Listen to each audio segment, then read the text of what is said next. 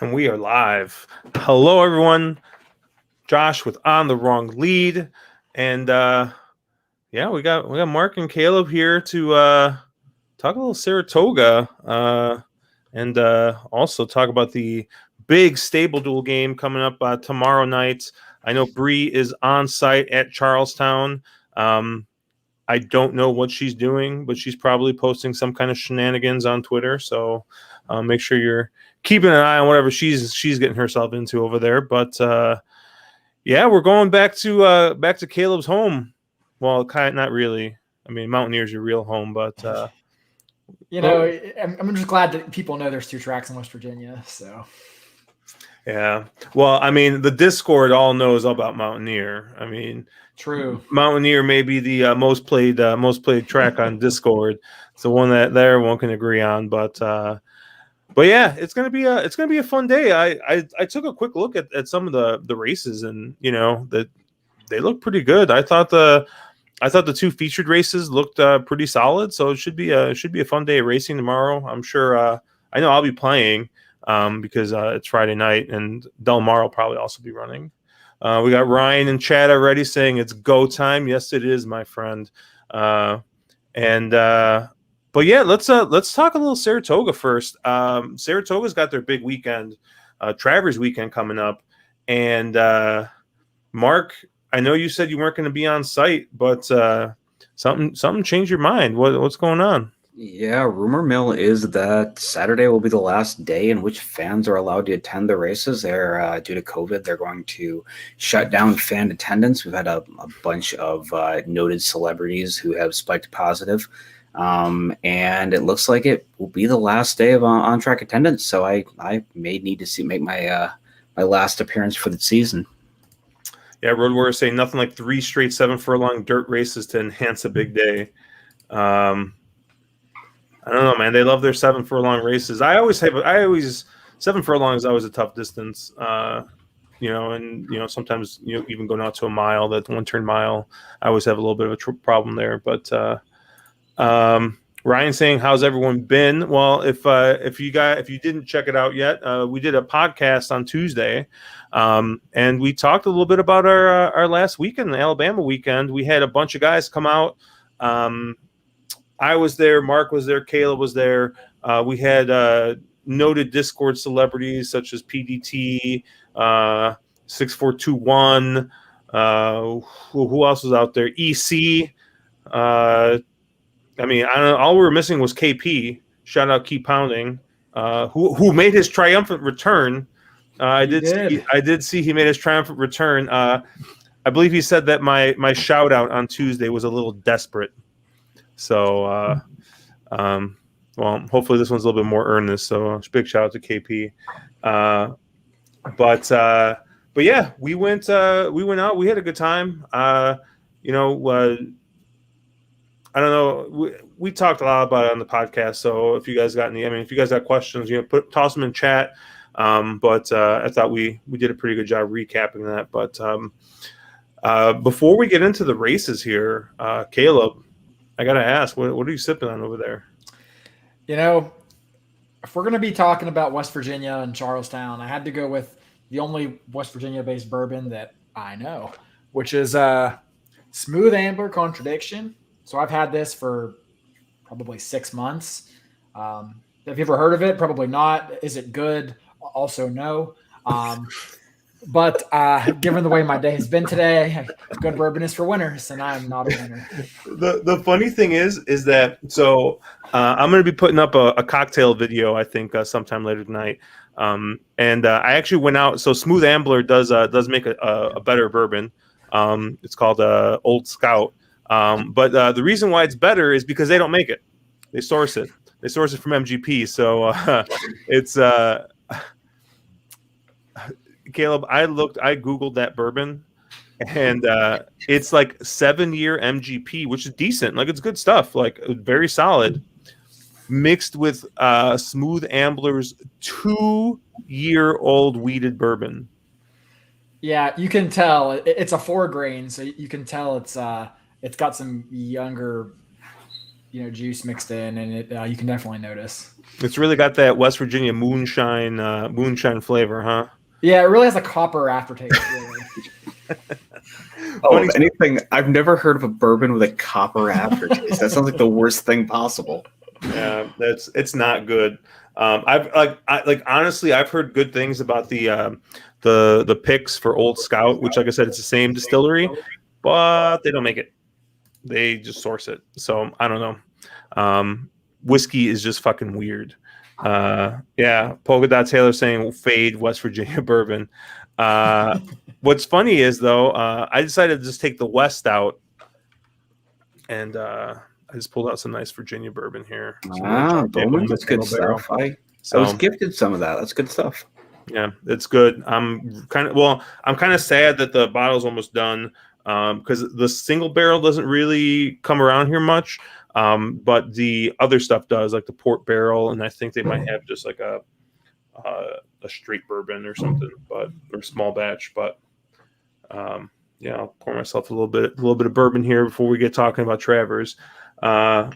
Unless Caleb's dad has a pick. Yeah, I mean, Caleb's dad can do no wrong. So he hit the Indiana Grand pick 4 yesterday and again today for a $5 base. I mean, it was a little bit chalky, but he still picked up quite a bit. The man is hot. He's on a heater. I'm gonna have to get me one of them shirts. Yeah, man, maybe it's a shirt. Everyone was complimenting him on that shirt, man. We'll have to put that up on here. Here we go. So we actually got a good question here, and this one might be good for you here, Caleb. Todd Siegel saying he's got a question. He's AZ Cards fan 821. He's a StableDuel degenerate, plays every day in 40th place overall. However, with the amazing cards that Star always produces, why haven't they hooked up with them yet? Oh, actually, I thought this was a question. I mean, who wouldn't love to play a $150 play on StableDuel for the Travers?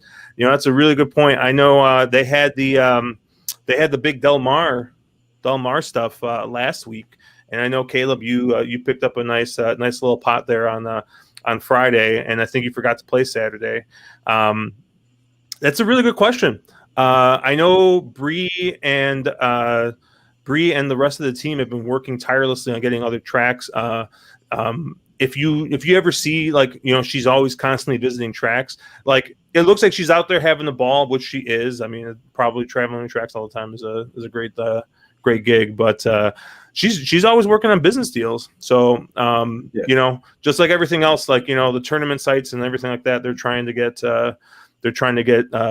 people signed up. So from what I hear, it's close, but you never know how long it's going to take. To give a slightly more technical explanation, New York is a weird state. There's both NYRA, who runs the racetracks, and there's the Gaming Commission, who controls racing. You need to get both of their approval. They only have NYRA approval. The Gaming Commission is basically trying to get more money out of them and will not give them approval. So in short, New York State sucks as far as racing is concerned. I do have to mention Mark is not a lawyer. He has absolutely no knowledge of any kind of law or gaming law. So this is straight conjecture. 100% conjecture. I'm speaking out my ass. Before we get an angry letter from the Gaming Commission. Thank you and good night. But yeah, no, I mean, Travers, New York would do bonkers. I mean, the other tournament sites, I mean, their NYRA stuff is always full. On the Discord, we do our own kind of small side tournaments. So you can always check us out there too. But yeah, that's a really good question. Jay says, Mark, you can be my lawyer. Jay's gonna get put away for a very, very long time. Yeah, this cannot end well. He's going to be represented by Capitan and Papo. So I forgot what Papo's last name is. I forgot. I'm like blanking, but yeah. Anyways, let's get to looking here. Spoiler alert: I have essential qualities in A.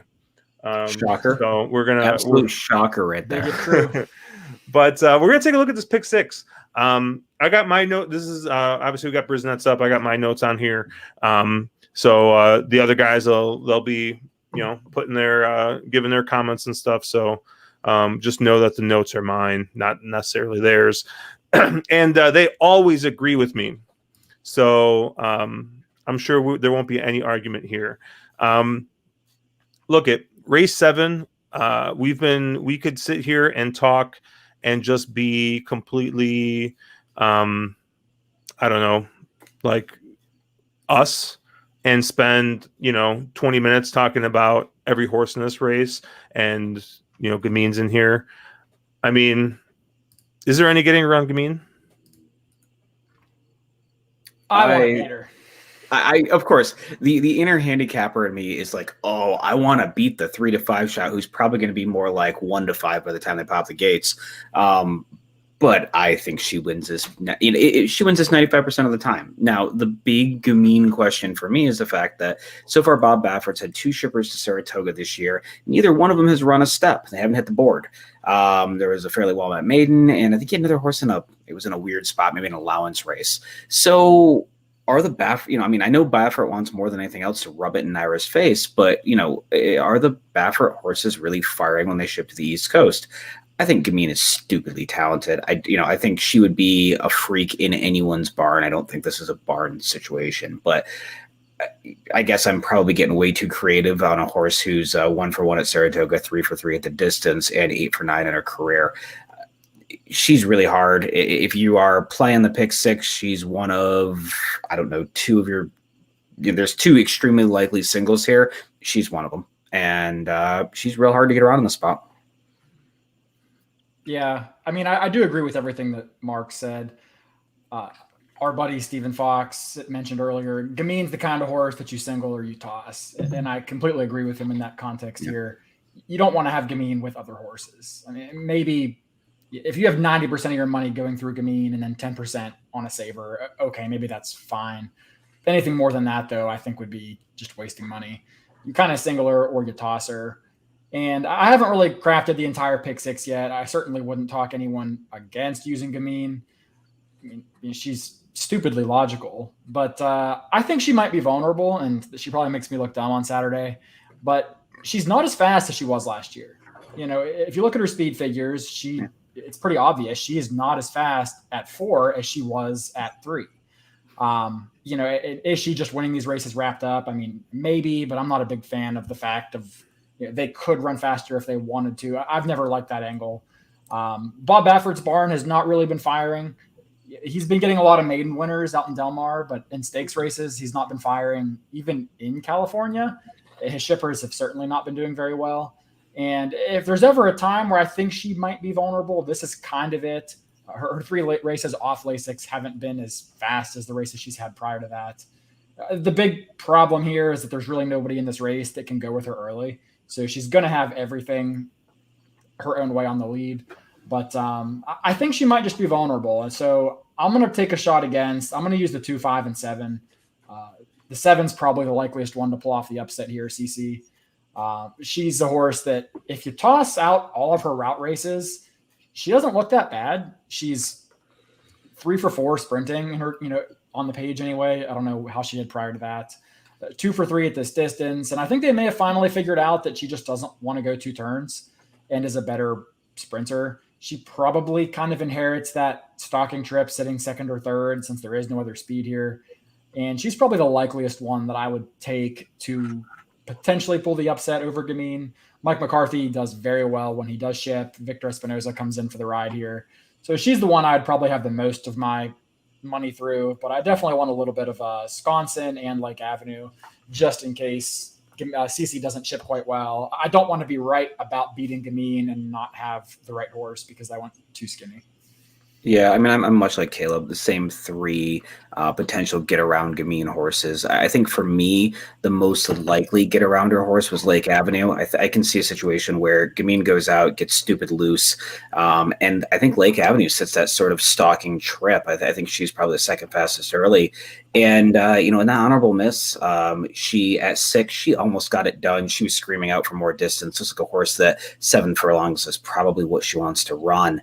And she if Gamine brings her B game and Lake Ave brings her A game, I think she's your most likely upset special in this race. But again, I would play this like Caleb. I think you either single Gamine and you throw everybody else, or you spread a little trying to get around her. You guys are crazy. I'm gonna single Gamine, and I'm just not gonna even think about it. And like, I think I'm gonna be pretty skinny throughout the sequence. So I'm not going to. Like you said, like when you want to. What's the saying, Caleb? Go to the wedding, not the funeral, right? So like you want to find the time that you're gonna beat Gamine. You want to be on the right side of it, and I don't know. I just don't think that she's beatable in this spot. But and just to answer Stephen Fox's question, I don't know if we loop back to it at the end or if we answer it here, but I think it depends how you're approaching the sequence. If you're somebody who thinks this chalks out, which I tend to think for the most part it does, then you just single her and you single Gamine and you don't use any other horse in here. I think if you're somebody who is playing that idea that you get 1 or 2 prices and this blows this gigantic pool up, which is probably how I'm going to approach it, then I think you toss somebody like a Gamine. If you were making me do an ABC style structure, she's somebody who probably is a 95% horse, and those other 3, you divide the 5% up between them. I'm just drawing a couple of arrows here in case you guys forgot. And Todd Siegel brought it up as well. It's like loan speed. It's almost unfair. Yeah, I mean.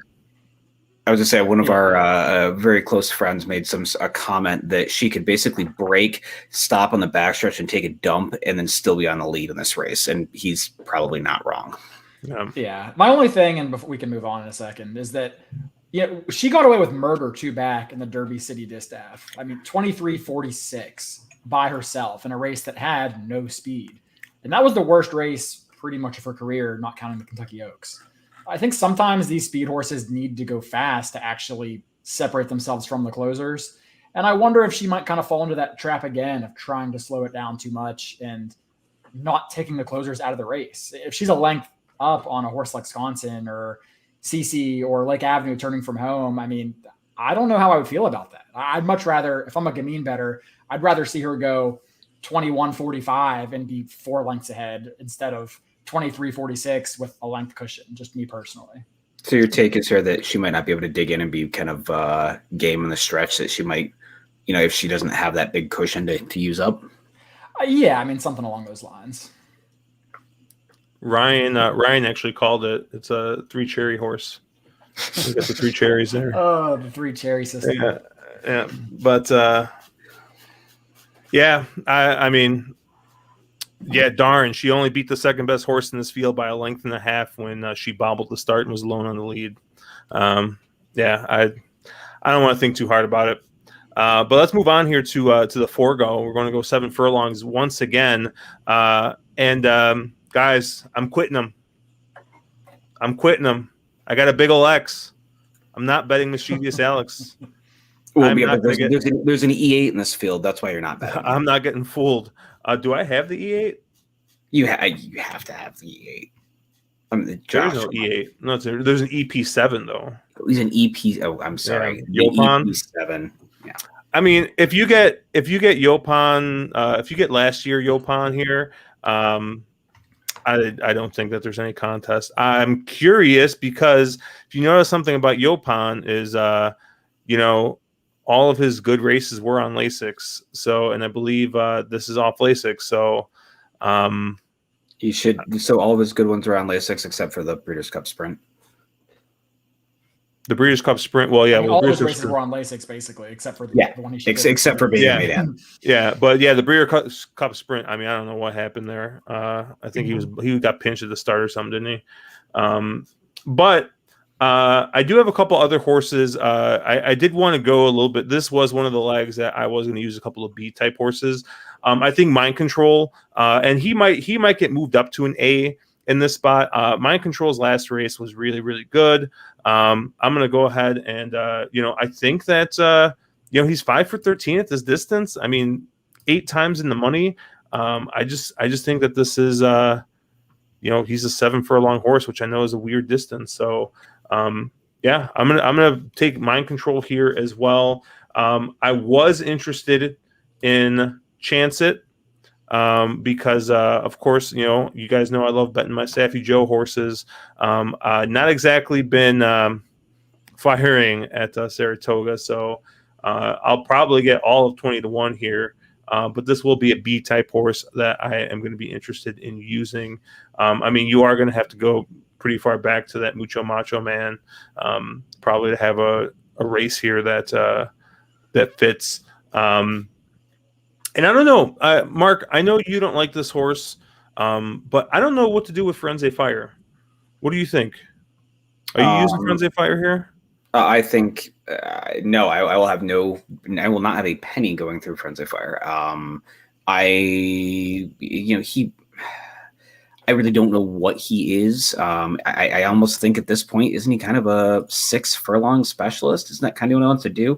I mean, he's basically won 30% of his career. I mean, Christ, he's almost won half his career races, but he's 1 for 8 at the distance. It just seems like he doesn't want to go this far. I realized earlier in his career, I think they tried to go further with him, but I can't go there. I can't. I've been burned way too many times by him when he should have won. Yeah, I wasn't really sure what to do here. And Caleb, I'll get your thoughts here real quick. But Todd's actually asking a pretty good question. He's talking about taking the Lasix away from these older graded stakes horses. And I think he makes a really good point here. I'm all about trying to clean up the sport. And I'm not a veterinarian, right? I can't tell you how the entire breed is going to be affected by the removal of Lasix. I know we didn't run with Lasix as much before. I know it was used to only be given to horses that needed it, and now it seems that every horse needs it, whether that's the breed or whether that's just the nature of the game now. I don't know, but I do think it's a little unfair. Like, hey, I know they started the 2-year-olds off Lasix. So, yeah, like if they started those 2-year-olds off Lasix, then sure, like when they're 3, keep running them off Lasix. Keep the Triple Crown off Lasix. That's fine. But, I remember who was the turf sprinter that ran that I think he hit the gate and was bleeding, but they thought that he bled. Was it Imprimis? Yeah. Yes. They took him off Lasix, and then the trainer got pissed because he's like, he's ran on Lasix his entire career, and now you're telling him that he can't. And I really think that's a good point. I remember that was a big problem with the Pegasus. The Pegasus was like one of the first races to be like, no Lasix. And, who won the Pegasus? Was it wasn't Mr. Freeze? Mucho Gusto, right? Didn't he win the Pegasus? And it was just like a couple of years ago. Yeah, and it was just like the horse, like it's just like, oh, like he only won those like weird races where other horses couldn't use Lasix. Like, I don't know. I agree with him. I think it's it's tough. It does make things hard, and I can see why people have a problem with it. Like, I'm all for the 2-year-olds and now that are now 3 and going forward, maybe those being off Lasix, but some of the older horses that have been running on Lasix the entire time, I think it's a little bit unfair to pull them off. But I'm not a vet. I don't know. I would say A, I'm not a vet. B, you have to probably make the clarification and say race day Lasix, because horses are still running on Lasix, and even in like Europe, they're still running on Lasix. They're just not getting race day Lasix.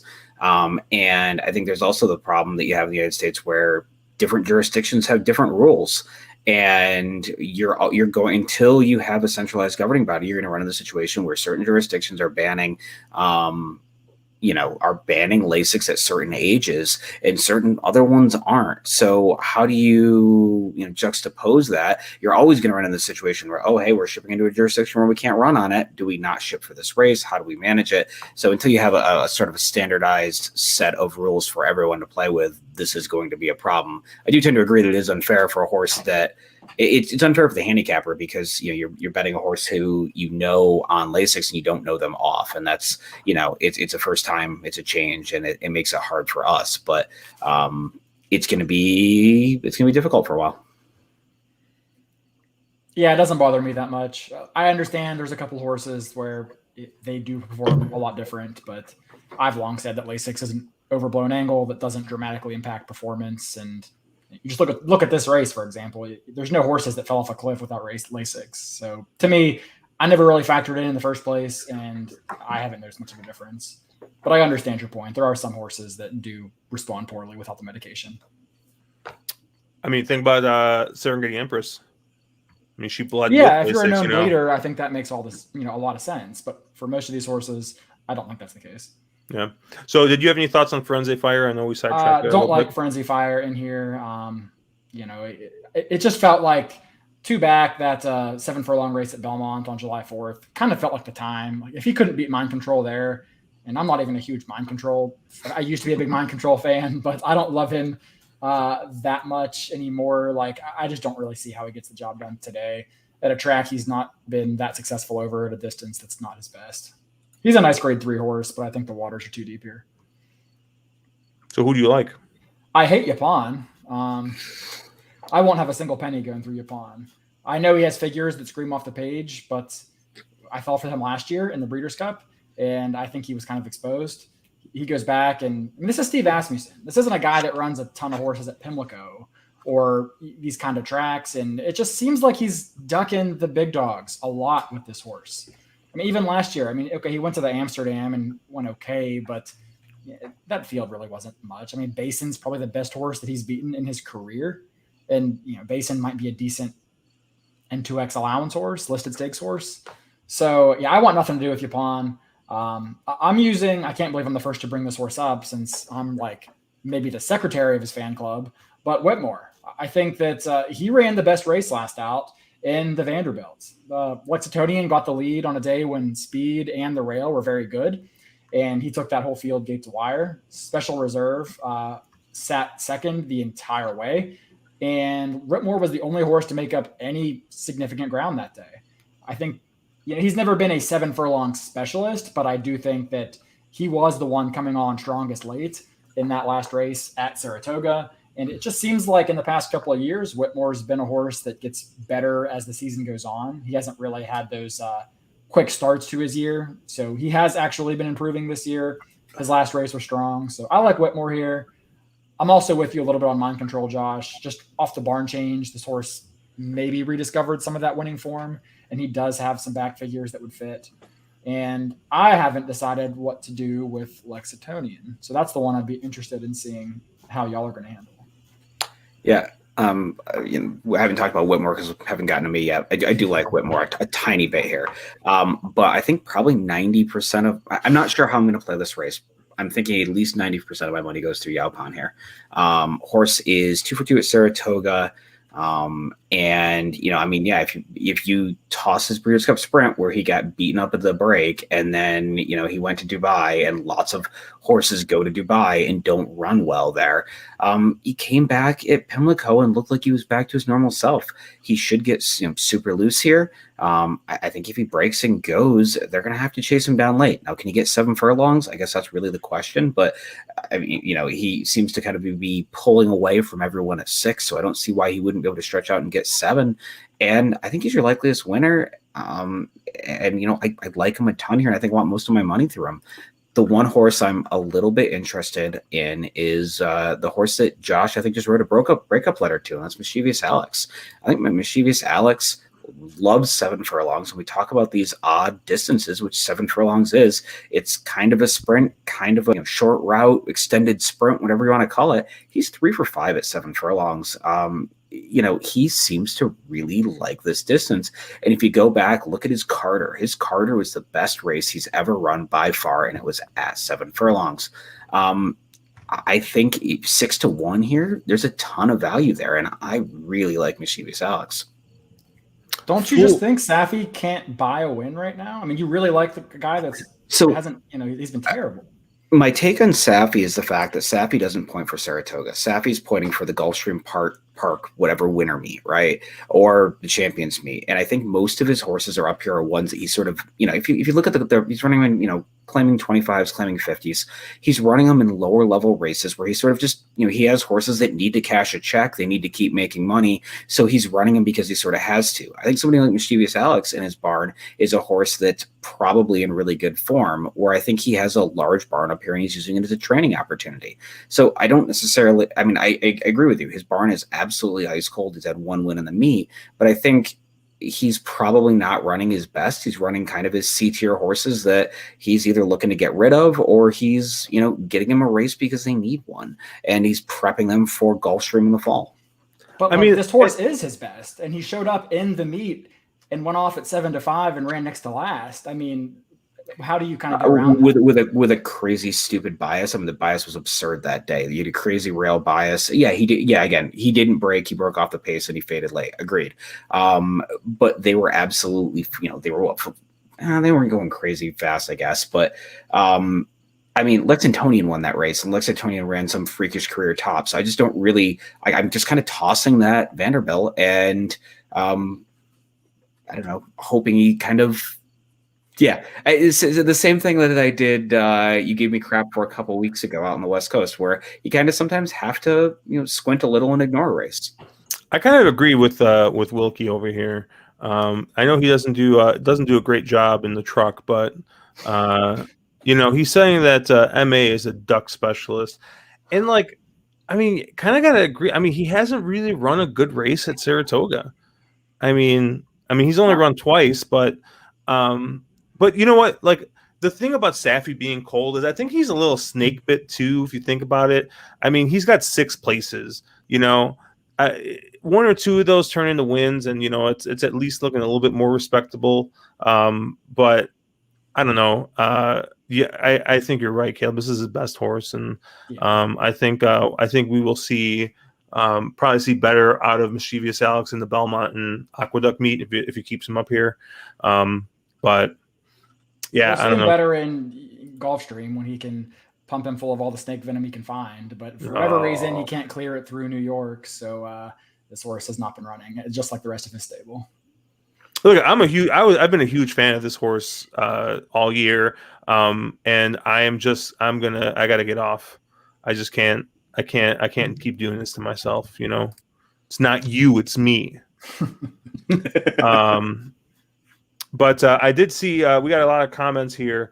Let's see. Polka Dot Taylor saying no one picked Lex. Man, when a horse jumps like 80 buyer points or 60, I don't know how many buyer points he jumped, but I know that last race is just a complete toss, but I don't know. That's I have a hard time thinking that he's going to keep that. No, I think you have to toss his Metropolitan Handicap and go probably 2 back. And he was, a 7-point top, which is pretty massive for, a 5-year-old. They don't just jump up and make career tops. And I think we're all probably in the same agreement that he was massively aided by a stupidly good rail. He was put away top of the stretch, and then he came rolling back. So, yeah. Yeah. And I would say, to what Caleb said about Whitmore, you probably do have to move Whitmore up off that last effort, considering he was probably not where you wanted to be on that track that day, and he rallied into a stupidly speed biased track. So I still need to work some things to work out on how I'm going to structure through that race. All right, let's move on to the King's Bishop here. We're going to go 7 furlong. The 8 Challenger Jerkins. The funny story is I don't think I was watching horse racing when it was called the King's Bishop, but yet I still. Yeah, it's still called the King's Bishop. It's just it's the King's Bishop. But your even money favorite here is Jackie's Warrior, and Life is Good is a laughable 8-5 in this spot. Caleb, what do we call horses like Life is Good? I don't know. What do we call them? Takeout reducers. Oh, no, I could not disagree more. What? No. Oh, yeah. No. Life is Good might be the best horse I've seen since I've been watching racing. That's a huge statement. But if you saw what this horse did in January and February and March of his 3-year-old season, I mean, he won races that would win the fucking Breeders' Cup.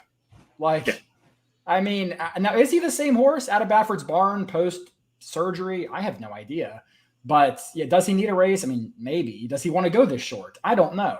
But this horse is freakishly talented, or he was at one point anyway. Yeah, 100% agree with you. I think Life is Good is freakishly talented.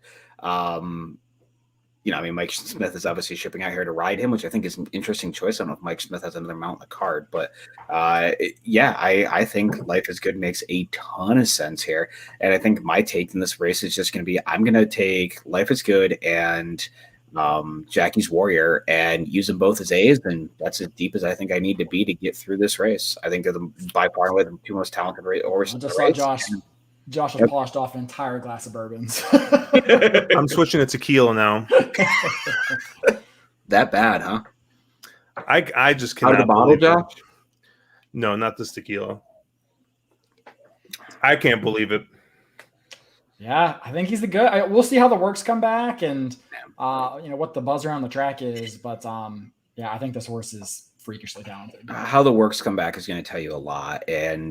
But I mean, he went. It's not like he moved out of the Baffert barn into a nobody barn. He's in Todd Pletcher's barn. Todd is, to me, is every bit as good as Baffert is. So unless the works come back horrible, I think he's probably your likeliest winner, right? I think you guys got the wrong Baffert, or the wrong Pletcher. You like Following C, huh? I got Following C as a B. It's the only other horse I'm probably using in the spot. I mean, I don't know how you beat Jackie's Warrior. I feel you. I mean, the way I'm looking at this is if I'm going to be against Gamine, which I might, and I'm definitely going to be against Yapon, I'm not going to lose because I leave off Life is Good or Jackie's Warrior for that matter. So if I'm going to play the pick six, leaving off those favorites in the first two legs, I'll probably take all three horses here in some capacity, either Following C, Jackie's Warrior, and Life is Good. If I decide to include Gamine on a ticket or something like that, then I'm not going to use all three horses in this race. But I think they all three have a chance here. Can you guys explain to me the love of Following C? I just don't quite get it. I mean, obviously, toss the last. It was the wrong distance. They went, whatever. But I just, are you betting Following C off that allowance win? Is that what we're going with here? I mean, why not? I mean, he's lightly raced, and he's got two really good figures that put him in the conversation here. And he's by the greatest sire of our generation. So he broke his maiden with a big fig, and he came back and won an N1X allowance versus a bunch of nobodies and threw up a big fig, and we're getting all hyped up. Okay. Well, I mean, if he's throwing good figs in literally half of his races, so I think that's enough for me to be interested at 5-1. Okay. But yeah, he would be a B for me. I do think I wouldn't say a 2-horse race. I wouldn't go that far, but I would use more of Jackie's Warrior and Life is Good than I would Following C. I would agree with you there. Yeah, he's probably a C in my book. I don't hate him. Sure, he could improve again, and maybe it's the other Pletcher angle. He should get a pace set up. So he was backing up bad in the Haskell. I mean, yeah, he had to check because of the fallen horse, but he was done. And granted, that's the wrong distance. He doesn't want to go that far. But people are going to read that and be like, oh, he had to check. Like he was going to win that race. And no, he was going to run probably no better than where he was anyway. Yeah. Yeah. So Todd's saying if Life is Good doesn't get hurt, he probably wins the Kentucky Derby and the whole Baffert ordeal maybe doesn't happen. I mean, Life is Good was looking pretty good. And then Concert Tour was looking pretty good. And then who else is looking good? Wasn't there a third Baffert? No. There was always a couple. I mean, yeah, because the third tier Baffert ran, and it was all confusing and whatever. Man, you guys all know the sick part about Medina Spirit is how we were just talking the entire time about 55-1 on the future pool being an overlay, and then somebody couldn't get there fast enough because we were all gonna Venmo you money. Yeah, we'd have been happy campers in that regard. We would have been very happy cappers, especially because I forgot who it was. Maybe it was Concert Tour got hurt after that, and he pulled out, and I think that's when they froze the pool at Circa. So not that I not want to talk this race into death, or actually want to talk about this race. Anybody have any? I realize it's Safi, but any love for Drain the Clock? Fool me once, shame on me, or shame on you. Fool me twice. I mean, I guess his Woody Stevens is probably good enough, but I don't know. Do you think that it was a track? Like I don't know what happened there with Jackie's Warrior. You think it was just the outside that was good that day? I'm not really sure. But I mean, I guess is that the only horse in here to have beaten Jackie's Warrior? Yeah, I mean, think Jackie's so. Warrior blew the break that day and then rushed up and just kind of got nailed late. If it wasn't a Safi horse, I could maybe see it, because I could maybe see this horse like sitting right off of, like, if Following C and Life is Good and Jackie's Warrior go. Like, you want to have an off the pace runner here, and he has at least passed a couple of horses before, but with Safi's barn being the way that it is, I can't use that horse. I don't know. I cannot believe that both of you guys like Life is Good. Why don't you like Life is Good? I don't understand the hate there. I mean, the horse got hurt and is coming back off the layoff, is going straight into a G1. Like, So I it's don't know. only an E3, and you just can't get excited about and it. at a short price, right? Okay. Like, I feel like you're getting like a bunch of, like, I think Life is Good could absolutely win this race. Like, I would not be surprised if Life is Good would win this race, but like, I'm looking like I need like 5-2 or better to take a shot on a horse like Life is Good. I think that if this horse goes off, if Jackie's Warrior goes off at 3-5 and Life is Good goes off at 6-5, like, I mean, I guess I could see it horizontally, right? Like, you guys are trying to say, like, hey, I don't want, like, I can use both, so I will use both, but I just can't take that price. I would much rather take Jackie's Warrior at like 3 or 4-5 than I would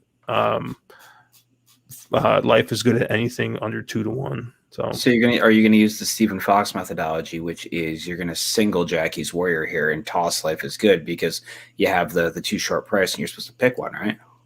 I mean, like, the thing is, I'm going to be very skinny here, and I just think Jackie's Warrior might be another single in this. I probably will have at least 1 or 2 tickets going through Following C, but I don't know. I think just if I'm using Jackie's Warrior, I'm just tossing Life is Good. I don't know, but I could be wrong. I mean, maybe Life is Good could be as good as advertised, but I mean, I just coming off that layoff, coming straight into G1 against probably who I think is the best, if not, they're probably the best 3-year-old going, the more dominant of the 3-year-olds. I mean, Jackie's Warrior has put up some serious fractions and still keep finding and winning. So, whereas Essential Quality, got challenged and finished off the board. So, I don't know. Just for fun, Jackie's Warrior, Following C, and Life is Good, if they were running in the 4-go instead of the King's Bishop, I would take any of them over every horse in that race. Agreed.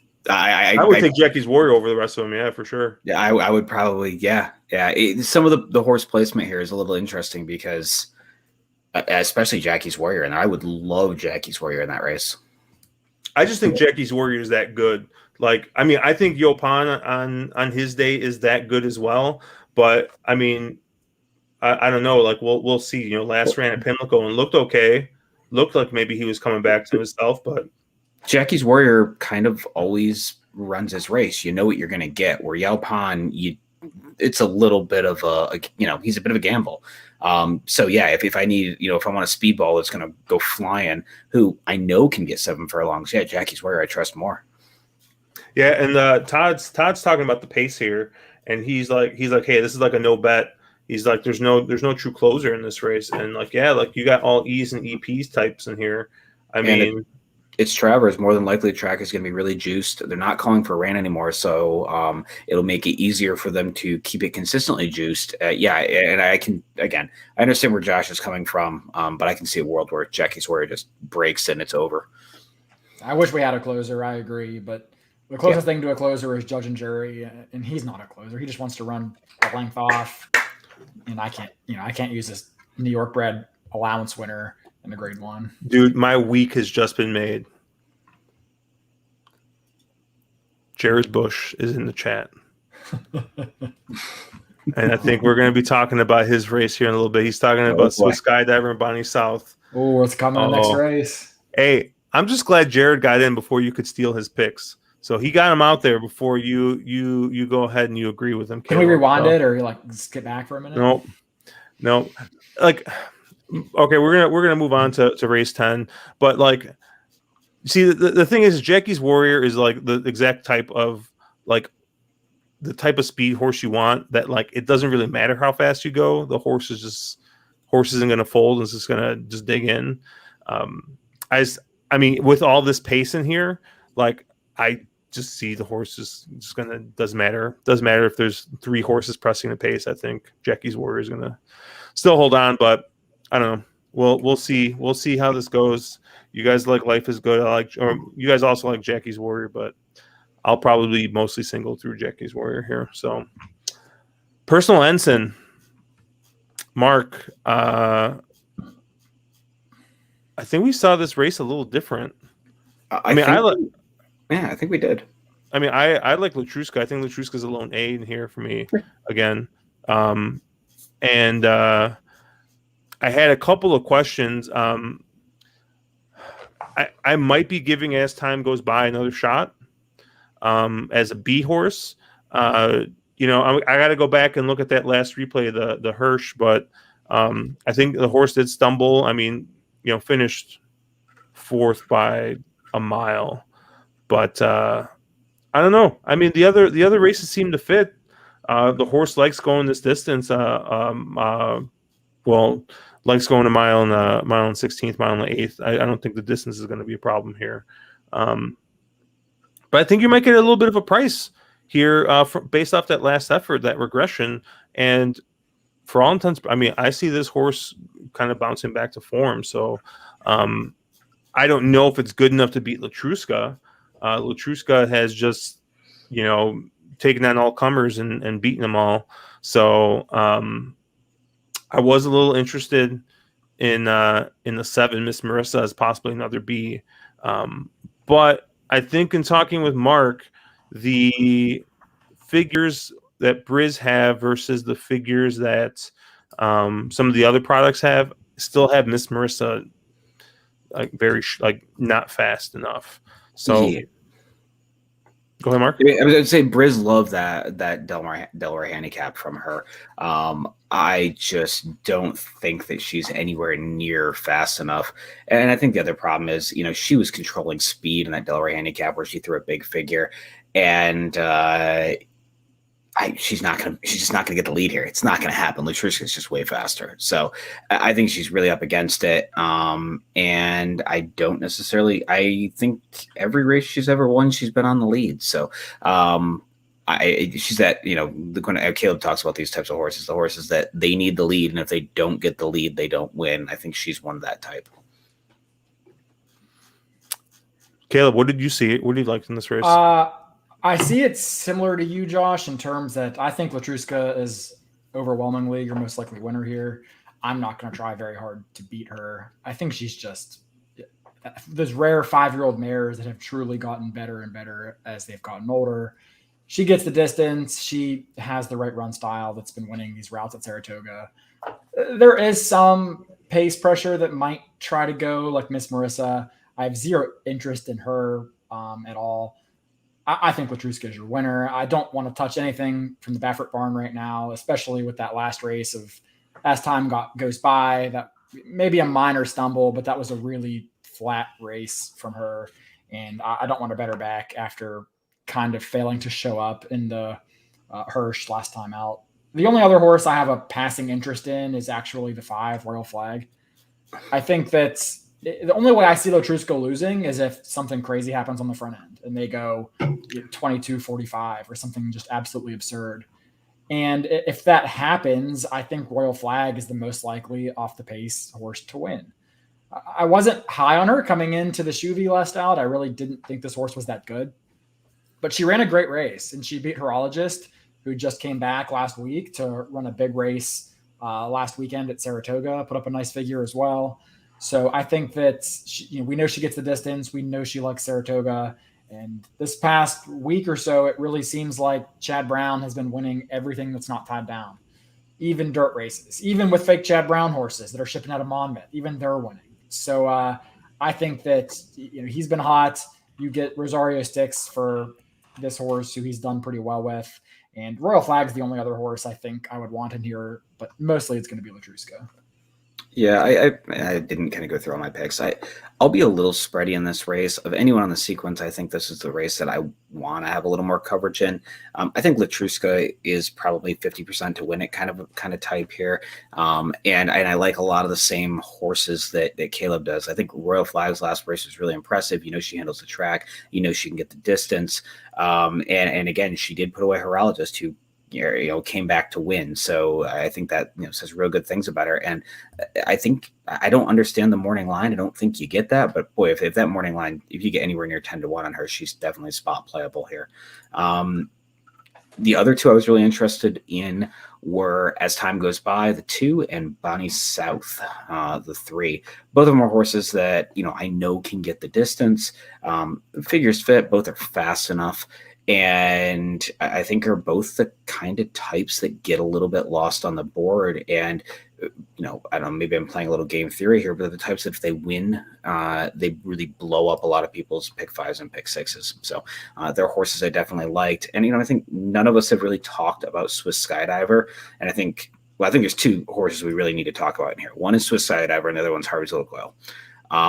Swiss Skydiver to me is that horse that she really hasn't mature. I don't know if everybody else has caught up to her or she hasn't taken another step forward as a 4-year-old. I know coming into this year, I think we all just thought she was going to be this absolute monster who was just going to win everything that wasn't tied down. And she's been good, but obviously the Whitney was a terrible spot for her. I would imagine this was probably the target. They were hoping to get a race into her, but she's not a horse that I really feel like I trust anymore. And I feel like she might be a little bit over this whole racing thing. She had some absolutely amazing performances back in, in the fall of summer to fall of 2020. And I know you look at Embriz, she clearly I don't think she's the same horse that she was last year. And the other horse I find that we haven't really talked about is Harvey's Little Goyle, who they are taking a shot on the dirt. She has some dirt figures that, that Alabama that she ran, and some of the stuff like, she had a race at Aqueduct. Those, come back and those figures look okay. You would imagine, she hasn't tried the dirt in a while, and she's bred to handle it. So she's somewhat interesting. I think she probably takes a lot of money on name recognition. And I just think that the best dirt horses are just a little bit better than she is, although I very much do respect Belmont taking a shot and trying to put her back on dirt. Todd was asking actually about Swiss Skydiver, about the no Lasix thing. You wanna touch on that? And he says there's an example of no Lasix on Swiss Skydiver. You think she's a bleeder? I don't know if she's necessarily a bleeder, but she does seem to be the type that runs better on Lasix. You can make an argument that she didn't improve from 3 to 4, or she stopped getting Lasix as a 4-year-old and just wasn't the same horse. And, I think we talk about Lasix and we talk about it being a bleeder situation. And I think it's a lot more nuanced and a lot more complicated than that. I don't really want to dive down that rabbit hole, but yeah, you can make a pretty good argument that her not being on Lasix has been a detriment to her. I don't know if it's, again, she's done with the racing thing, or it's the Lasix, or she didn't improve from 3 to 4, but she just doesn't seem to be the same horse that was all conquering last summer. I honestly think that she maybe just wants more distance. I think that maybe that's just her her thing. I mean, that Alabama was really impressive. The Preakness was a half furlong further. I would have liked to seen them try the was it the Delaware Oaks that's a mile and a quarter. Not Delaware Oaks. The Delaware Handicap is a mile and a quarter. Yeah. I mean, I don't know. I think that I honestly think that might be the reason why Kenny McPeak keeps on racing her against the boys. Is I think that he realizes the horse needs a little bit more distance. Going to be going a mile. Was it a mile and an eighth again here? I don't know. I'd love to see her kind of stretch out a little bit more, go back to mile and a quarter, mile and 3/16. But I don't know. Maybe I'm reading too much into it. But it just seems like her best races were just a little bit longer, don't you think? I mean, I see what you're saying. I don't disagree with that. I just don't. I tend to think she probably just isn't that good anymore. But it could be a distance thing. You make a good point. And then we already talked about Jared's horses. Well, we didn't talk about Bonnie South. I mentioned Bonnie South. I mentioned her very much in passing. I like Bonnie South in here a lot. Brad Cox has been absolutely on fire all meet. And honestly, I know we pick on Manny a lot, but Manny's done some really good work for Brad Cox. Obviously, Rosario didn't decide to stick here, but I think her figures, if you can kind of ignore that Delaware handicap to some degree, her figures make sense here. And I wonder, was that Delaware, was that going just a little bit further than she necessarily wants to go? Seems like this is probably more the trip she wants, that 8.5, 9 furlong trip. And she's run some real competitive figures in here. And to me, I think, she wouldn't be a shock. And at 10-1, there's probably a lot of value there. Yeah. I'll be honest, Caleb, you talked me into Royal Flag. I completely forgot that Royal Flag beat famous New Jersey bred horologist, possibly one of the top 5 older female horses in training, much to Mark's chagrin. But horologist came back and won. Was it last weekend or 2 weekends ago? Last weekend.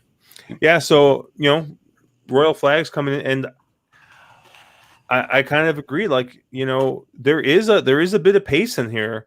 And if it does get kind of bad up front, I mean, you are going to want a horse to come off the pace. And I think Royal Flag's probably the one of those coming off the pace that you want. So, anything else here before we move on? Mike brought up, or Polka Dot Taylor brought up Graceful Princess off the last out race.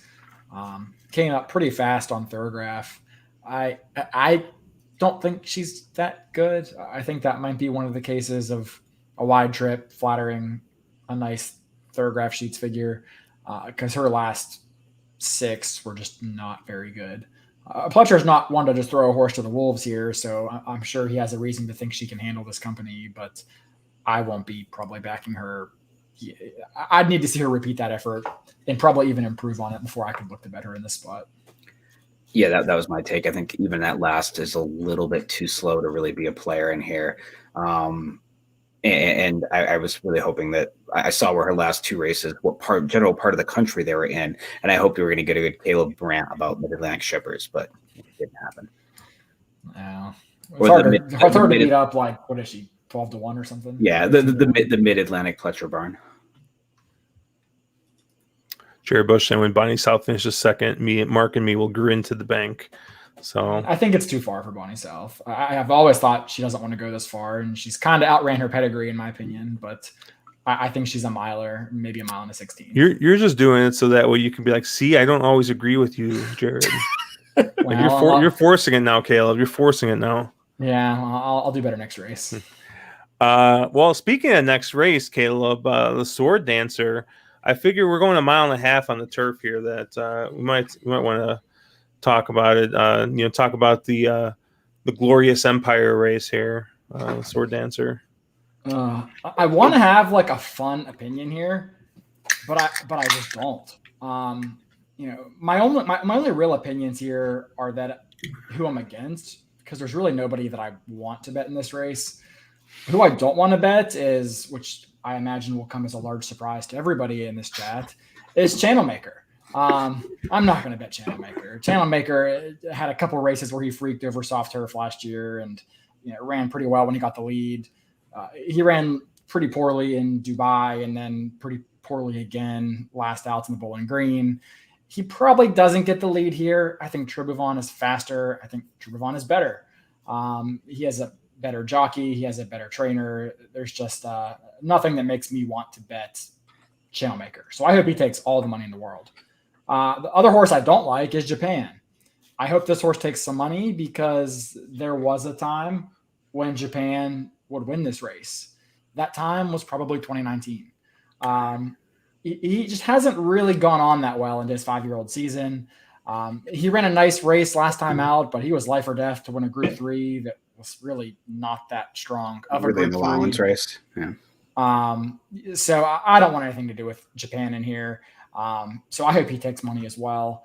So with that being said, I guess I sort of landed on the other logical Americans, and I don't have a strong opinion on any of them. I like Tribhuvan and Gouffroy, as Chase would say. Gouffo, probably the best. Gouffo, I'm a little more hesitant on, but I do think that he does fit in this race. Tribhuvan has completely outran his odds in pretty much every start of his career. And Flavian Pratt is just some silly percentage when he rides for Chad Brown.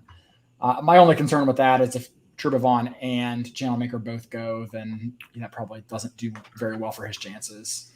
And as much as I hate this horse, I probably will have to have a little bit of money going through Cross Border just because he seems to be a different horse at Saratoga. I do think this might be a little farther than he wants to go, but it's at Saratoga and 4-1 or 5-1 or whatever. I'll have a little money going through him. PDT saying Japan carried 140 pounds last time out. Yes, he did. Albeit though that was a very soft field that Caleb did say. Aiden O'Brien in the past, whatever, we always used to pick on Aiden O'Brien shipping to the States, trying to fill these, G1s and being horrendously bad. In the past year, I don't know what has changed. If he's just figured out what horses to bring out of his barn or what's going on, but he is hitting at some sort of obscene percentage. He's 27% in the last year, which is, considering the types that he's shipping over and the races he's shipping into, he's not shipping over for, maiden 25s. He's shipping over into G1s. I think Japan's a major player in here, and I think getting some easier company in here. And it just seems like Aiden's figured out which ones to ship over. And I don't know if it's the ones that handle U.S. turf or, if you look at most of Japan's races, he has, for basically the last 2 years, run across a bunch of bogs. Everything's been good, soft, good, soft. And that's European soft where, there's, Ascot soft or Epsom soft. That's, a bog. I have a feeling Aiden's shipping this one over because he wants a little bit firmer turf. And, he's going to handle it really well. And the other one that I'm really into here would be Cross Border. Cross Border just loves Saratoga, loves this inner track, and he just runs a huge race. I mean, he's 6 or 7 over lifetime. I know Caleb shit all over him the last 2 or 3 times I've liked him on the inner, and he just shows up and runs his race. And I really, really like Cross Border. I don't know what it is about Saratoga, what it is about the inner. The inner does play a little bit wonky, but he just seems to love it here. So I think Cross Border is super interesting in the spot. And I know you guys you talked about Gouffroy and Tribhuvan. Should have an honest pace to run into here. I could see both of them being usable, but I don't necessarily know a situation how they win because I think both of them sort of need to get a little bit loose on the lead and get comfortable to be able to steal it on the front end. And unless one of them scratches out, they're going to keep each other company on the front end. Where's Colonel Liam at? It's a good question. Yeah, I haven't seen. Yeah, that's true. Because I mean, this would have probably been the. I wonder if they turned him out after that Belmont race. Does he want to go this far? I wonder. I don't know what he's been running at. I can't remember. I don't know. I mean, he's been running all the big turf races. I think like a mile and an eighth is kind of his wheelhouse. Well, he won them with the New York Derby, right? That $1 million, or he was in that $1 million New York Derby that got beat or got won by the Aiden shipper. Maybe he doesn't want to go this far. That could be it too. I'm actually gonna Google this because I really wonder what's going on with him. Because for a while I thought that he was just the best going, but what was it? Was it the Manhattan? I think they turned him out after that because he finished 8th in that race. But So yeah, Caleb, he was going really well. But so Caleb, I wanted to ask you what your take on Moretti in this race is. Considering, are you thinking that he's entered under the maybe this comes off the turf or something idea because there was rain in the forecast initially, or it seemed very odd for Todd to be putting him here? Yeah, I almost didn't even look at that horse. I think he's there hoping it gets washed off the turf, which, it's the Sword Dancer. I can't imagine they realistically thought it was going to get taken off the turf here. There's no weather. There's no weather. But Moretti's a horse that's been entered as an MTO a number of times in the past. So my guess is he's just hoping it comes off the turf. Even if he does run, I'm still not interested in him. Jay saying that 4-back, the race from Japan 4-back is probably the best. The Ormond is probably the best race out of anybody in this field. Yeah, Pile Driver was in there, and I can't believe Pile Driver hasn't won since. But Pile Driver is actually a very talented horse. But yeah, I'm pretty much going through everything's going to be going through the 1, the 2, and I'll have a little bit going through Japan. I think. I just don't think that these horses, like outside of the Chad, the 1. Goofo's fine, but I don't know. I don't trust cross border here. I don't think. So I'll take a shot with Aidenship in Japan, and I do kind of agree with you though, Caleb. I would have loved to see Japan last year or the year before when he was a little bit more informed. But I think that the whole Lasix thing might just be the great equalizer. They put all their horses on Lasix when they come in, and now that they don't have to, that it's just a long ship instead of a long ship and getting the horse in on Lasix. So. It looks like I did see on Horse Racing Nation. Looks like he's on break, but 3 weeks ago, and he's probably going to miss the turf, and probably won't be back until Pegasus. That sucks that we're not going to be able to see him in the Breeders' Cup.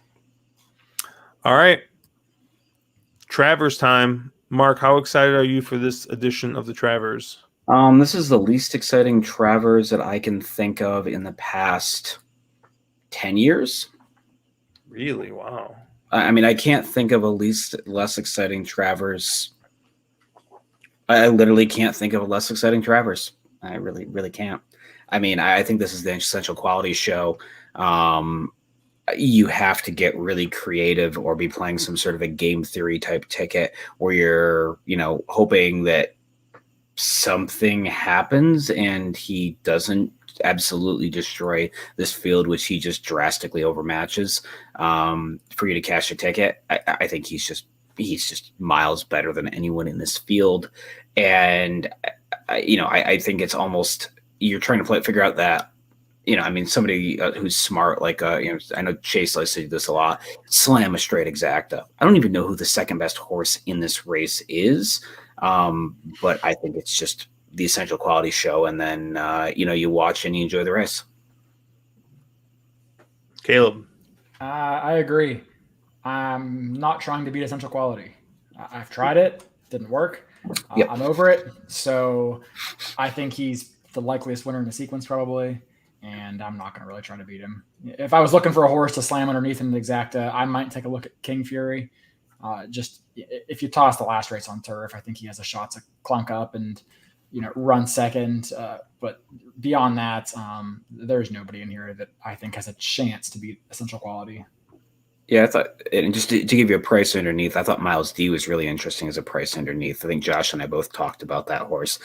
Lightly raced 3-year-old for Chad. Flavian's getting up, and it's a horse that's improved every start. It's going to need a massive improvement off that last, but that was my kind of clunk up underneath horse. But yeah, I agree, 100% agree with you. We do have a 3 cherry horse in this race.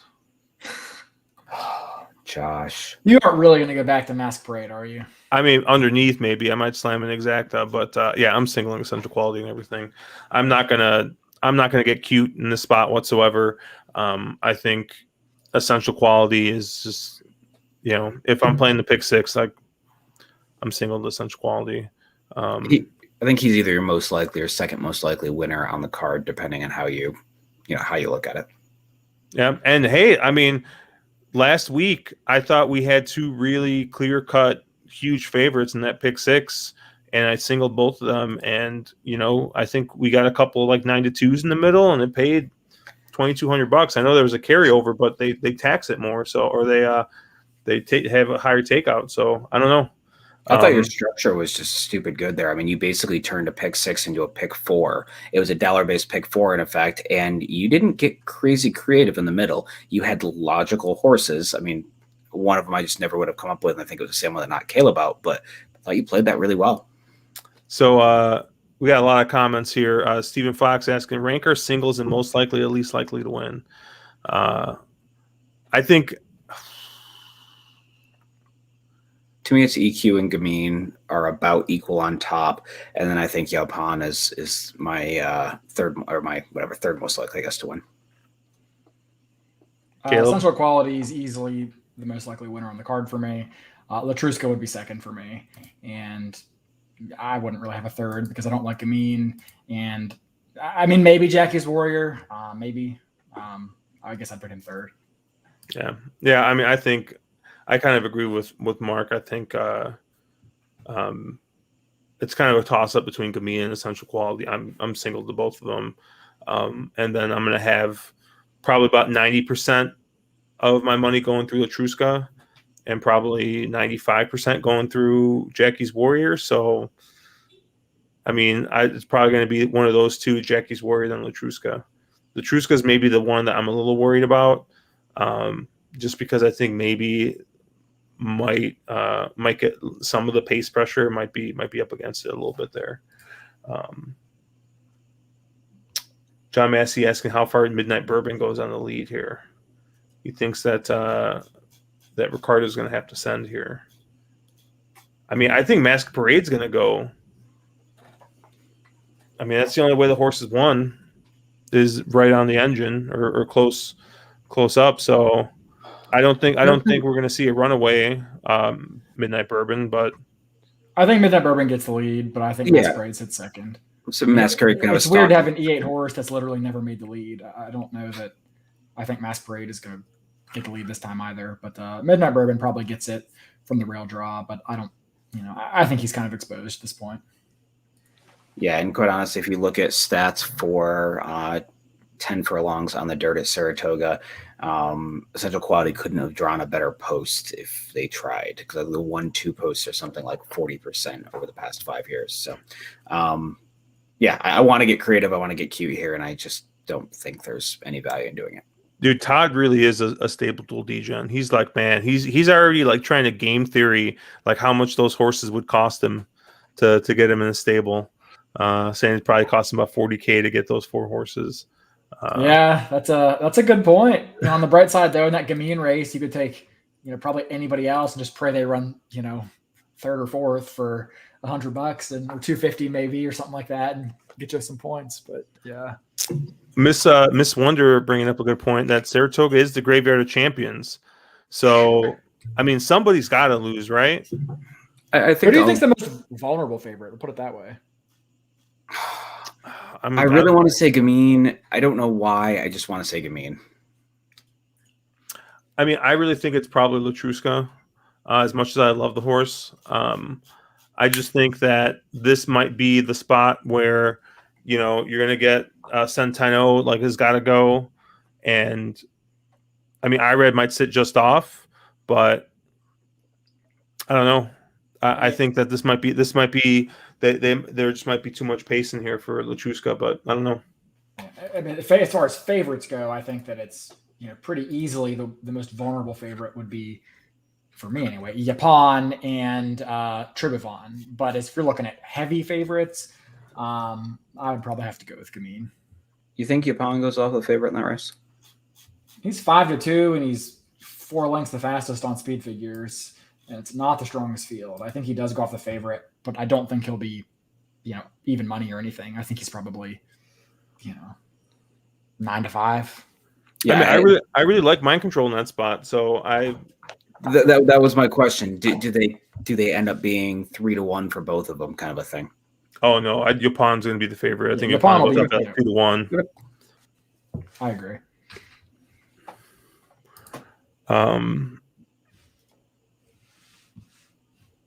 Let's see.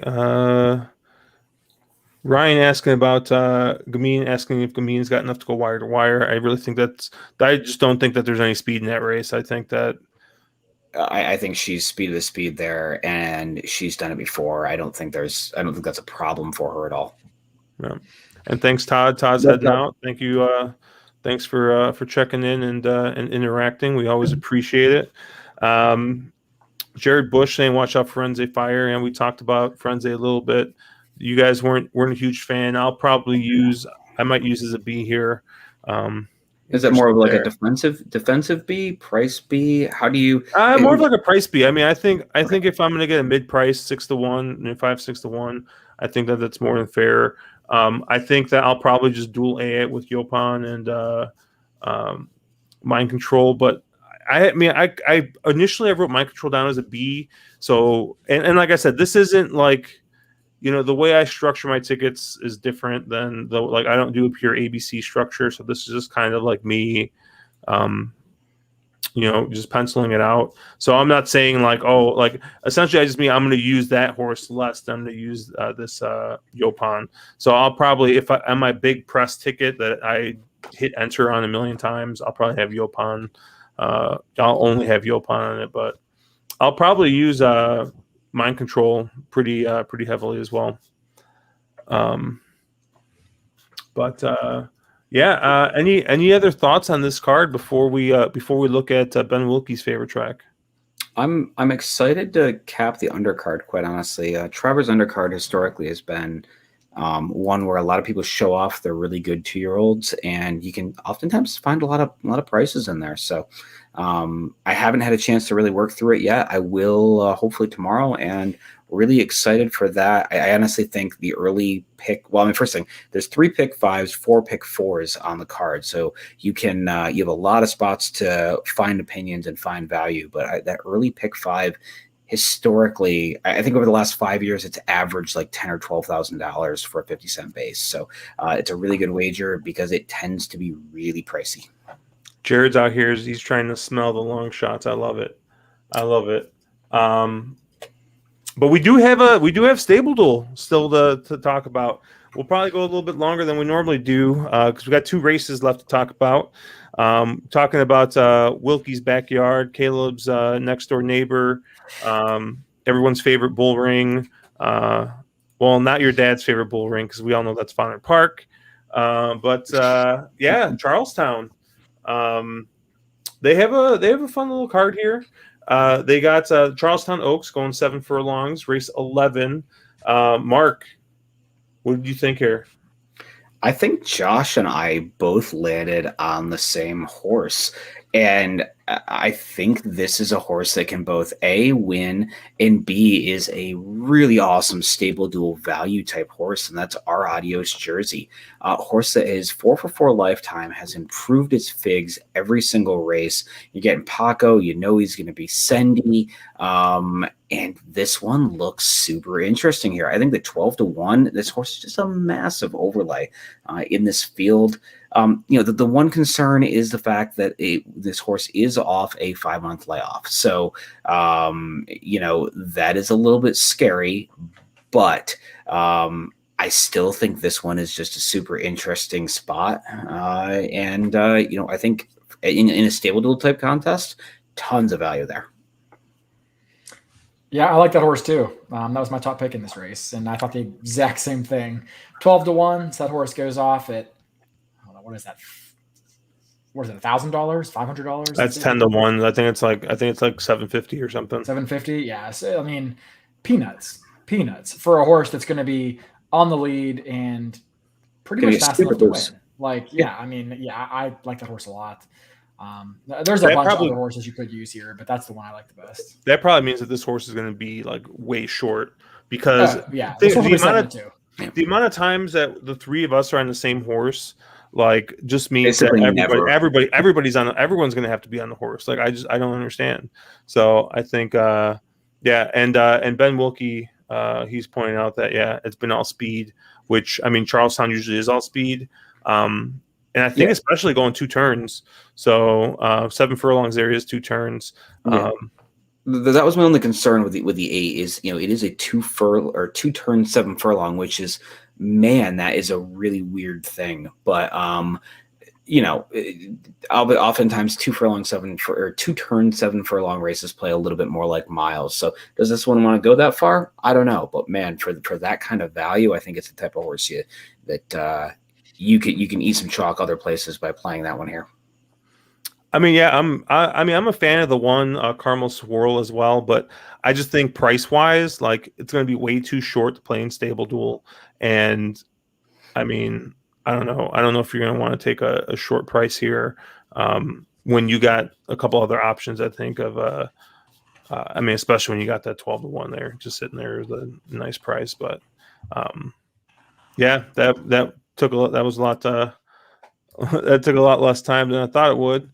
But let's. Any other things we need to talk about in there? I mean, there's a couple. There's obviously a few real logical horses that Inject makes some sense. Pauline's Pearl and Caramel Swirl are both, you're probably your most likely favorites in that race. Caramel Swirl, if you believe that the figure on that last race and this one coming off a bit of a layoff, firing a huge figure, Ma, obviously this one took it took 4 times to break her maiden. Ma normally is slowed around into form. This one should run really, really huge if that's the case. Bill Mott horses don't normally bounce. They tend to be, a little less bounce prone than certain other trainers. So I thought Caramel Swirl made a ton of sense in here. Pauline's Pearl, I thought was a little short on the morning line, given the fact that I don't know if she's going to love the cutback. She's always kind of done her best stuff with a little bit longer. And she, there's a bunch of races I think she falls into the kind of she should have won. Like the Iowa Oaks, I think, obviously Army Wife is a really good horse, but I think she should have run a little better in that field. So I think she probably 3-1 is a little bit short. I would want somebody a little taller. So from a StableDuel perspective, I mean, unless you love one of them, they're hard to get behind. If you're playing horizontals, though, I think they're horses you have to have coverage to.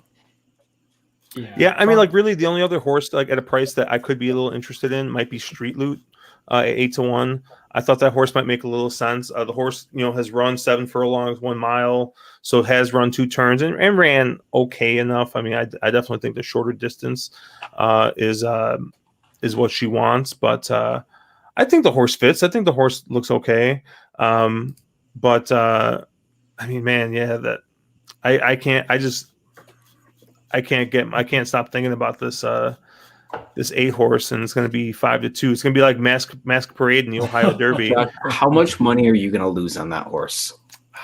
I don't know. It depends how lubricated I am at that point.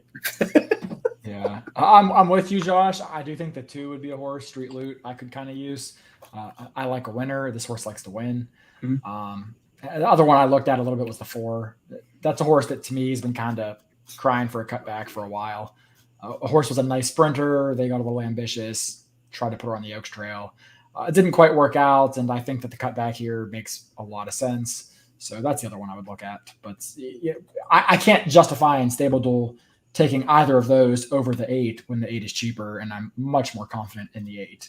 From a live betting perspective, that 8's probably going off 7-2. So I'll be more interested in the 2 or the 4 at their live odds, but from StableDuel, the 8's definitely the play. Yeah, and Ben's saying that Mott was terrible shipping into Colonial the other day.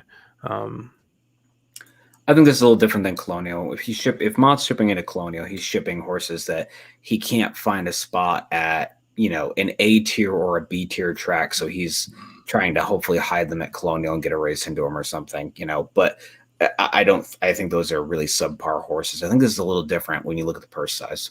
Yeah, 400,000 is nothing to sneeze at. It's a pretty decent sized purse. Yep, very. And now we have the Charlestown Classic, 800,000. And man, Josh, we're gonna be on the same horse. It's gonna happen. 2 races in a row. I mean, there's 2 horses that I like in this race. And I think, all right, Caleb, who do you like in here? New York. No, I'm gonna say you like who you like. Who do I like, Caleb? Who do I like? New York Traffic. And you like Art Collector. No, I hate Art Collector in the spot. Then it must be Warriors Charge. No, I do not like Warriors Charge either. Josh likes Sleepy Eyes Todd. Yeah, I like Sleepy Eyes Todd in this spot. Yeah, yeah. I think the horse makes sense. I get to leave the room now. The horse won this race 2 years ago. Last time they ran it, the horse has run numerous times over the bull ring and has ran well. I'm going to forgive that last race at Fauner Park, where he tried to repeat as the winner of that Fauner Park Stakes race. I'll give him that as the Dubai bounce. It's been laid up for a little bit. Fauner, Dubai, same thing. Is that we just had that conversation? He ran in Dubai. He ran in the Dubai World Cup, and then he won the Fauner. I mean, I don't know. What do you want me to do? The horse ran where he ran. You know what I mean? But I don't know if it's in StableDuel. I can play Sleepy Eyes Todd at 6-1, but I'll definitely be keeping an eye on the board because this is a horse I like. I think New York Traffic is the play on StableDuel. I think 8-1 is a square price on this horse. You get Gaffleone coming in the ride, and I think this might be your speed. I don't know, maybe Informative or Bourbon Call. Well, Bourbon Call, I don't know what his pace figures are that high. Because we think Rushy's scratching out of here, right? I think he probably runs at Delmar instead. Yeah, he's co-entered someplace else. And he doesn't want the lead anyway. That was a weird race last time out. Yeah, I can't believe they're shipping him for that. It doesn't make a lot of sense. And I just can't make anything. I don't know what the heck is going on with Warriors Charge. He was always on the lead on the engine horse. In the last 2 races, he's been 10 lengths back and 4 lengths back. So I don't know. But I'm most interested in New York Traffic in the spot, especially from a StableDuel perspective. Win bet, I'll probably win bet him at anything like 5-1 or higher. I think I'm just against Art Collector in this spot. I mean, you do get Saya as a board. I just think it's weird. Like, if the horse is this good, I understand that this is an $800,000 purse, but why is this horse not run at Saratoga yet? Or, not running in any of the bigger races in Saratoga. I know it ran in Aladar, but it's not like the older division is just got a ton of freaking horses that what are they going to run him in? Scared of. What are they going to run him in though? What yeah, race? But they didn't run him. They didn't run in the Whitney. Exactly, because he would get destroyed in the Whitney. By who? I don't even remember who ran in the Nick's Whitney. go went the floor with Art Collector. Well, yeah, Art Collector, but that second place check would probably look A-okay. But second place check is probably less than winning this. You got Nick's go.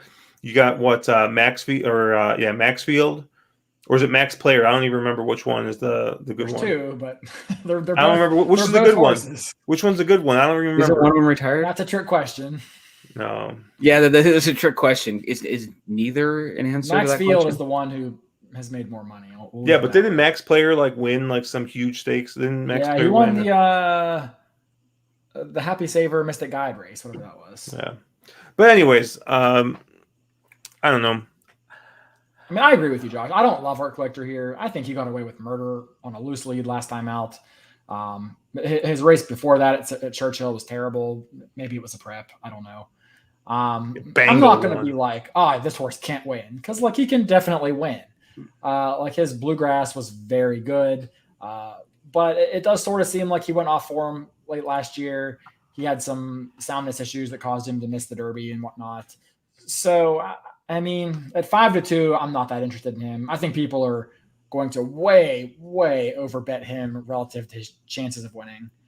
I do kind of like New York Traffic. I'm with you there. As much as I've been bagging on Safi, that's really only been in New York. He's been doing fine in Gulfstream and Monmouth, so I expect his horses to run fine here.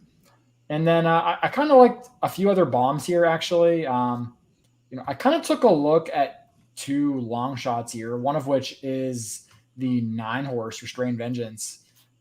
There's a legitimate argument this horse might be better on turf, but he's clearly handled the dirt and he's clearly handled the distance. 2 for 3 going 9 furlongs. He's 3 for 9 on the dirt. And that last time he raced in the dirt, he ran second against Axeman, who's a nice like listed stakes kind of horse. Yeah, I think that I'm not sure that he's really your likeliest winner here necessarily, but Val Brinkerhoff does very well when he does ship, which is very rare for him to ship outside of California. This is also a horse that he has part ownership in. So I tend to think that if he's sending this horse over here, it's because he thinks it has a good chance to pick up a piece of the check. So I kind of like the 9 Restrained Vengeance. And the other one was the 4. This one's a bit more of a reach because it is more of a closer, which I don't tend to like going 3 turns on the dirt. Never said that before. But yeah, I think that he does have a win over Charlestown. And I'm a real big horse for course player when it comes to weird tracks like Charlestown or like Los Alamitos and things like that. So this horse handles the bull ring. He can handle the tight turns. And he sort of seems like he's been running a little better than it looks lately while being maybe a little in over his head. I think that his better races have come going a little bit longer. So I don't know that I really think he can win, but that's a horse that I'd probably look to use underneath. Yeah, I mean, I landed the same place Josh did on New York Traffic. I think Josh said all the things, probably gets loose at the lead. Assuming he handles the bull ring, he might be, hard to pass on the front end, given this track does tend to be fairly speed favoring, especially at route race distances. I think 8-1, this is your StableDuel play for me. You're getting a ton of value there. I think this is an overlay, probably goes off more like 6-1, even maybe a little bit shorter, maybe even 5-1 range. But no, I like New York Traffic in here a lot. And if you need a bit of a price play, I sort of like Informative, the 5 a touch in here. Informative actually beat New York Traffic 2 back at a mile. I get it that that's probably not what New York Traffic wants to be doing. Probably wants to go a little bit further, but this, and if you this one has a little bit dirtied up form. If you toss some of those sloppy track races where I don't think he really wants to be running on a sloppy track, his figures fit. He's not that much slower than some of these. Now, he's got to figure the distance question out. He's never won going this far, but I thought he was a little bit interesting here, at a pretty massive price. And he's that StableDuel type that he's probably not a win candidate, but I could see him clunking up in a trifecta. And if you need an extra horse that is dirt cheap to fill out the bottom end of your stable, it's a horse that kind of makes some sense. Yeah. So, congratulations to Charlestown Classic winner, New York Traffic. We will, we'll be tuning in. I think Bree said that she's going to be live streaming, so be sure to troll her during the live stream. I'm sure there's absolutely no chance she watches this, so she'll probably not know that we're going to make a concerted effort to make her live stream a shit show. But that's just what we do. Thank you guys for checking us out. It was great to see it. We saw some people who I saw Jared pop in chat again. Haven't seen him in a while, so thank you guys for checking us out. As usual, we're on Twitter. Our Twitter handles are here next to our name. And then you can always catch us at wrong_lead. Check out our merch at ontherwronglead.com. Make sure you check out StableDuel. We got links in the description. Check out Manscaped. Caleb, have you taken a second pass with that old Manscaped 4.0 there? And he's muted. I actually have. And I have to say, it's grown on me. I mean, it was already pretty high to start off, but it really grew on you. I mean, it grew on me, so other stuff wouldn't grow on me. You needed Manscaped to deal with the things that grew. Okay. Yeah, that's probably a better way to put that. But no, I've been pretty sad. I've been pretty pleased, and maybe next week I can get Jess on, and she can tell you if she's been pleased. Ooh, okay. Ooh. But for now, it's spicy now. For now, I'll take my word for it. All right, but we got a code wrong lead. I think you get 20% off and free shipping. So check that out. But for Brian, who is not able to be here. I'm Josh, and Caleb, Mark, and we will catch you guys later. You've picked your power forward. Your all-star receiver keeps scoring. Now it's time to race across the finish line and put even more points on the board. Download the StableDuel app and get in on the thrill of horse racing. Choose your horses, your jockeys, your track, and win thousands in daily games competing against other players. Move up the annual leaderboard and bring home real cash prizes daily. Get in the game with StableDuel. Play, race, win.